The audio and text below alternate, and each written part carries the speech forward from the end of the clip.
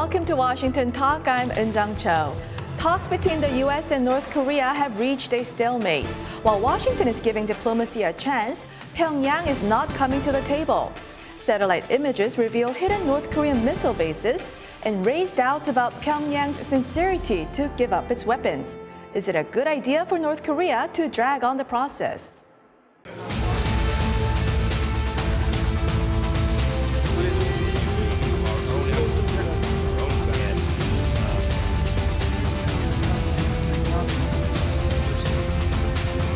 Between the United States and also North Korean officials. We will look forward to scheduling a meeting when the time is right.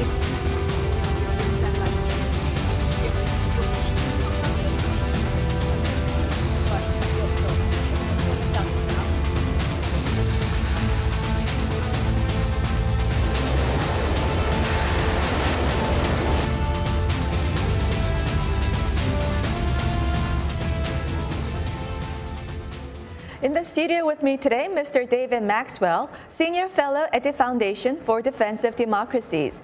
Mr. Maxwell is a retired U.S. Army Special Forces colonel with command assignments in Korea. Also joining me today, Ambassador Alexander Vershbow, Distinguished Fellow at the Atlantic Council.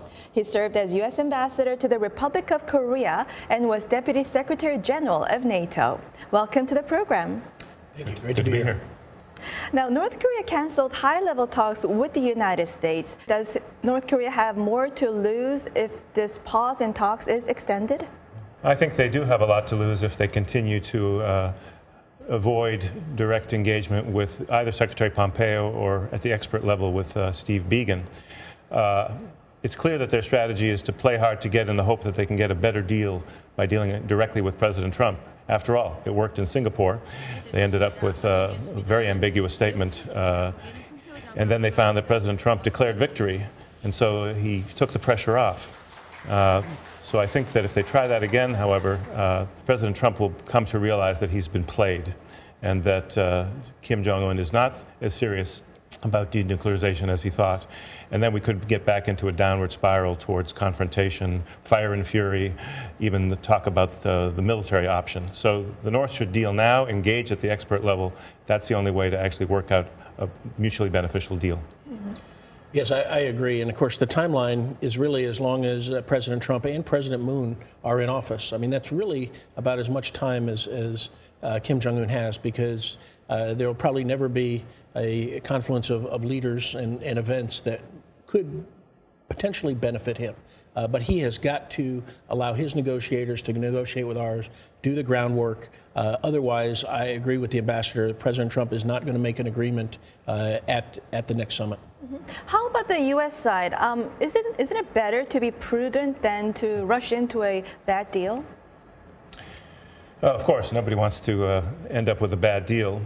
And I think one of the mistakes that was made in the preparation for the Singapore summit was not holding out for more of a concrete result reflected in a joint statement that would actually have some teeth and force the North Koreans to get serious about denuclearization. In effect, we made it into a giant photo op, and the pressure was actually lessened on North Korea to get serious about denuclearization. Yeah. Now, of course, it takes two to tango. The United States, I think, has been presenting the lifting of sanctions as an all-or-nothing proposition, which is also not realistic. I think the North needs to agree to a clear timeline for denuclearization, which leads to the dismantlement of their entire program with verification. But the United States has to be more explicit about what the North will get in return at each stage of this process. The old action for action principle, I think, still is the only way we're going to get to a happy ending to this story. Mm-hmm. And that's really why we have to have working level talks, because we will continue to hear the publicly stated positions really at the extreme ends. But until the experts can work this out, there may be flexibility. And we should remember that at the Singapore summit, it really comes down to two things. Is Kim Jong-un going to make the strategic choice to give up his nuclear weapons in return for the brighter future? You know, we often laugh about the video that we saw there, but I think there's sincerity in that if Kim Jong-un is willing to make the right strategic choice, he can make a better future for the Korean people in the North. Mm-hmm. Mr. Maxwell just emphasized the importance of the working level talks, and this week Vice President Pence in an interview, when asked if the declaration list was a prerequisite for the second North Korea-U.S. summit, he said there's not the prerequisite, but then the meeting itself, the summit itself, will produce plans to disclose North Korea's weapons and facilities. So does he mean that the two leaders will just sign off on what has been agreed among the working level officials? What do you think? Well, that would be one good scenario, but it requires that the working levels actually start meeting and getting down to the nitty-gritty of what goes into a declaration, how would the verification measures be applied, because you actually cannot do denuclearization without a declaration. It is a prerequisite. You have to know what exists so you know what's going to be eliminated. I would prefer that they use the leverage of a date for a summit to get that declaration beforehand, and so we could then move even farther forward on denuclearization. But at a minimum, insisting that the summit must produce a plan for a verifiable declaration, I think that's the minimum that we should accept. Mm-hmm. Mr. Maxwell, yeah. With the two leaders actually sitting down and coming up with a denuclearization roadmap, what do you think about that?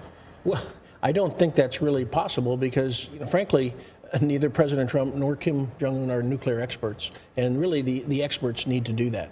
I think they could certainly agree on broad principles, perhaps a target date, and the second best case, Ambassador laid out the best case, that we have working level talks.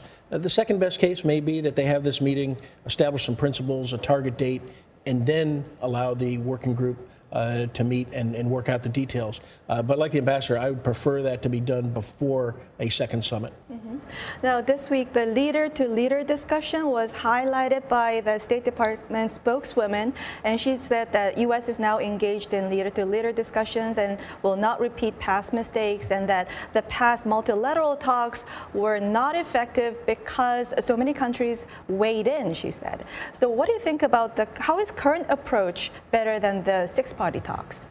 Well, I think it's worth trying this top-down approach. And I don't criticize President Trump for agreeing to the Singapore summit. I do criticize him for not using it to leverage far more concrete and unambiguous commitments from Kim Jong-un. So we need to do better the second time if we're going to continue down this path. Multilateral diplomacy, I think, had its value in the past. I'm a little less skeptical than the State Department on that score. What's good about a multilateral approach is it ensures that other stakeholders who might be playing both sides of the street are forced to sing from the same sheet of music, so that you get China and Russia in particular to send the same message as to what Kim Jong-un must do as he's hearing from the United States and from South Korea and from Japan.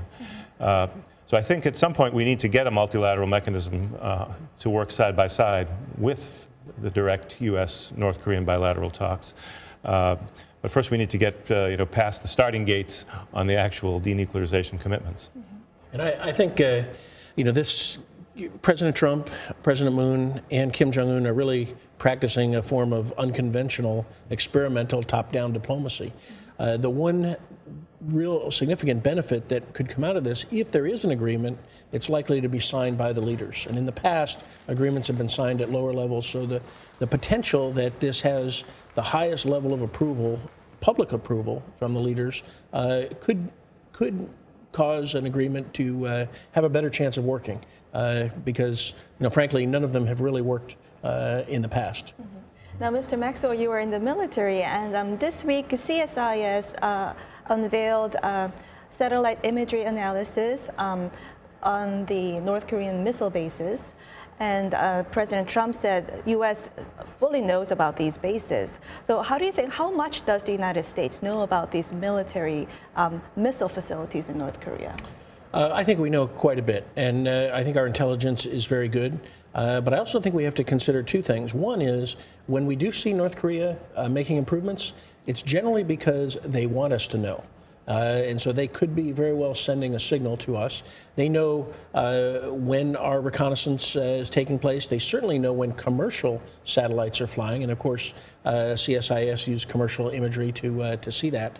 So we have to consider that they're sending a signal. They're showing us what they want us to see. What I'm most concerned about is what we can't see and what are in the tunnels. And those mobile missile launchers that are in the tunnels are the most dangerous. And so that's what I'm really concerned about. I'm not as concerned about missile bases, where they are storing weapons, fueling, conducting maintenance, and the like. Yes, we've known about them, but when they show improvements, they're trying to send a message. But how about North Korea just coming up with insignificant denuclearization and disarmament steps and continuing these activities at missile bases? What is your take on that? Well, unfortunately, that seems to be their strategy, is to offer token concessions that are not insignificant. The dismantlement of the missile test site, which is still a work in progress, it's not finished. At least offering to dismantle the Yongbyon facility, if that is something that they carry through on, that would be very significant.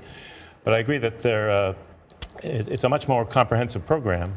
That's why we need a declaration sooner rather than later, so we know the full scope and also know whether they're concealing something or leaving something off the list. And then we have to have some kind of verification regime which allows either the United States or the international community through one of the agencies to challenge ambiguous information and find out whether there's something hidden in a tunnel or buried underground. So it's a very complex challenge. We need to start getting on with this. And we also need to get to the full scope of denuclearization and not just token gestures.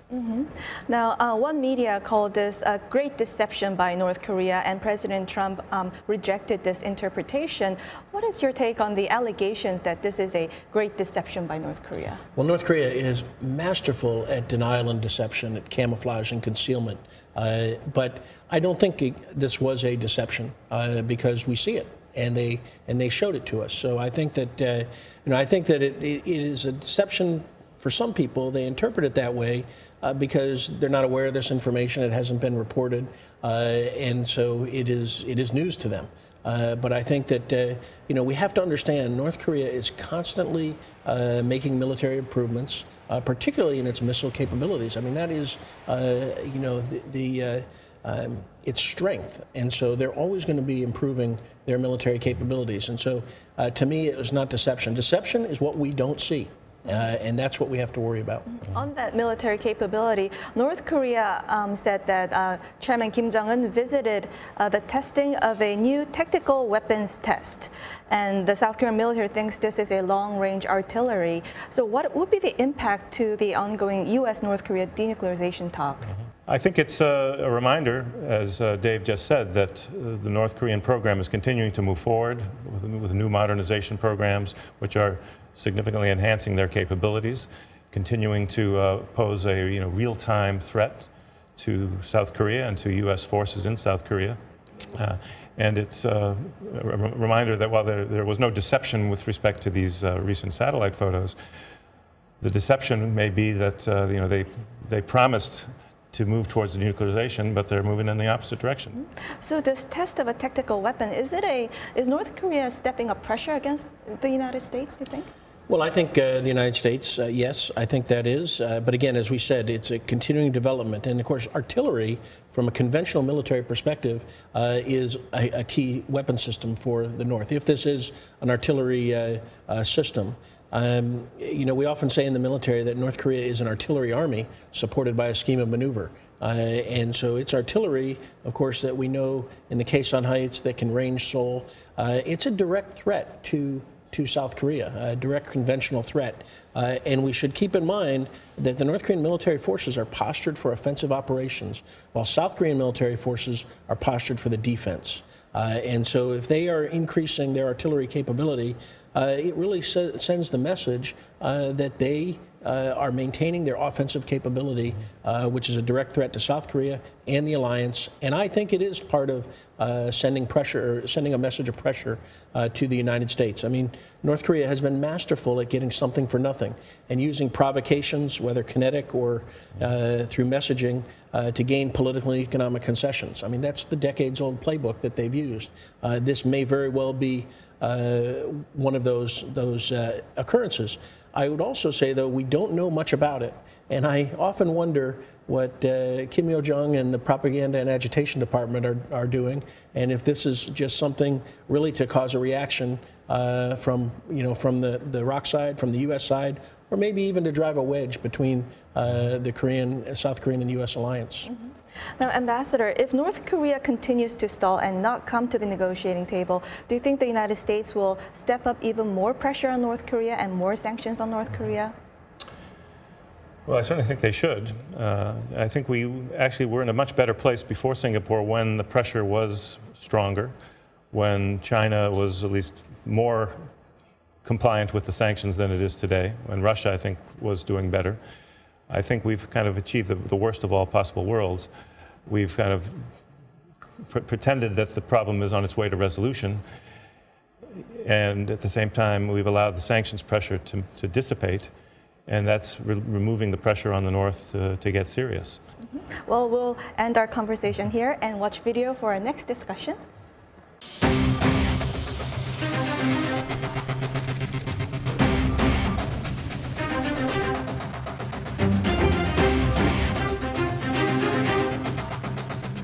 Our partnership also includes our pressure campaign regarding North Korea.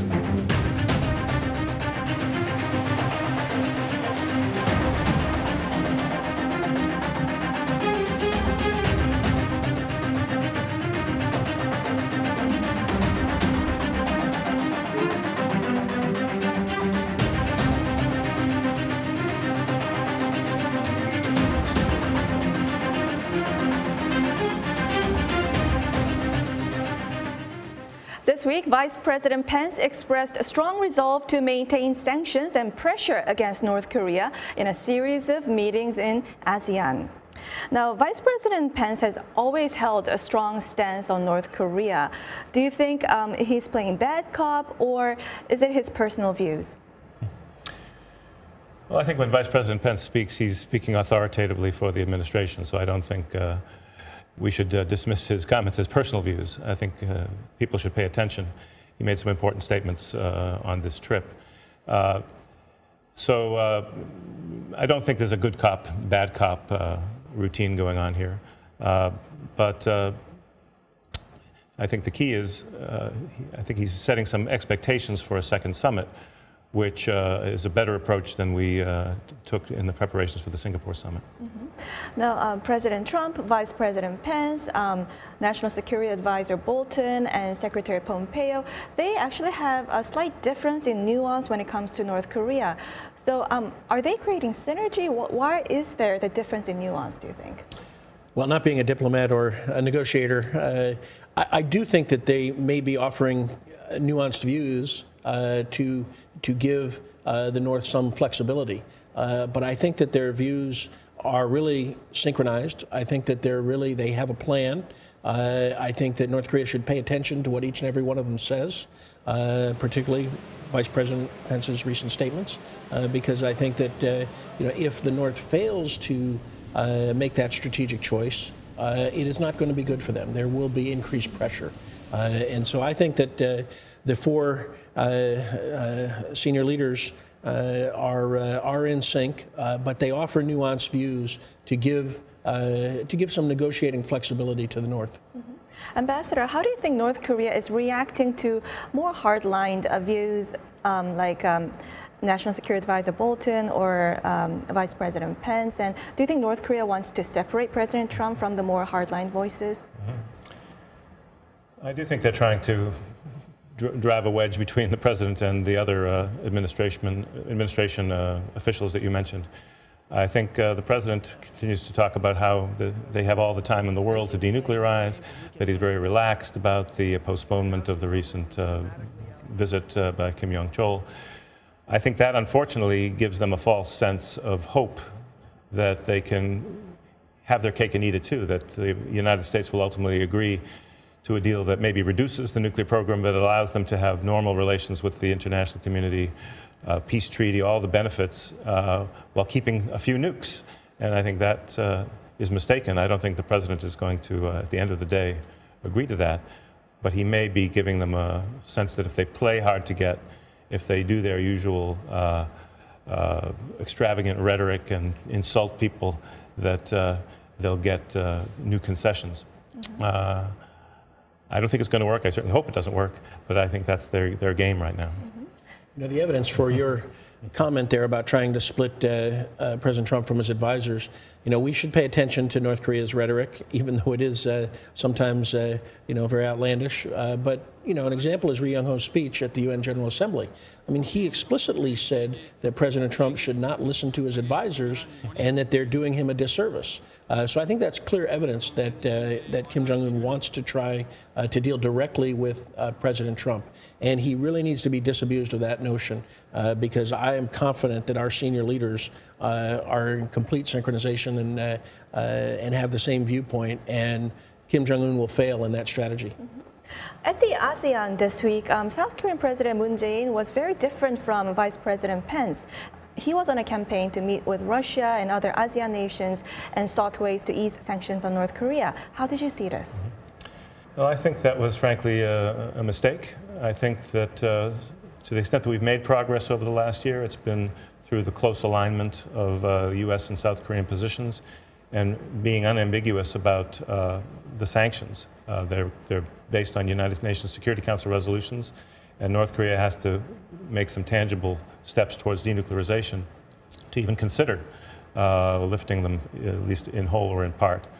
So I think South Korea needs to think again about giving signals to North Korea that the sanctions regime is going to be eased without these kinds of concrete moves on denuclearization, and ultimately remove some ambiguity in what's going on the inter-Korean track, where I think the South is pushing the limits on economic projects to the point that some could argue that they're already crossing the line on what's consistent with the sanctions. Mm-hmm. Last question, Mr. Maxwell.